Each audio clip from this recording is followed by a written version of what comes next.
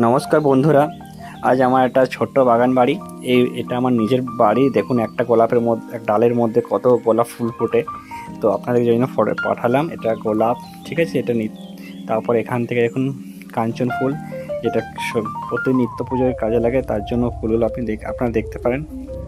এখানে অনেক রকমের গাছ আছে। তো বিশেষ করে ফুল গাছ আমার খুব প্রিয়, ঠিক আছে। তাই আমি আমার বাড়িটাকে চাই যে ফুলের মধ্যে সাজিয়ে রাখতে, তাই বিভিন্ন রকমের ফুল আমি লাগিয়েছি। এটা হচ্ছে ছোট টগর।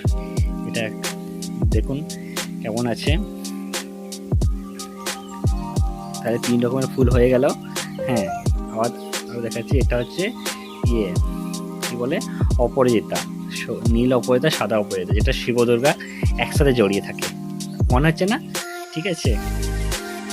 তারপর এটা হচ্ছে বড় টগর, এটা রাজ টগর বলে, গন্ধরাজ। এটা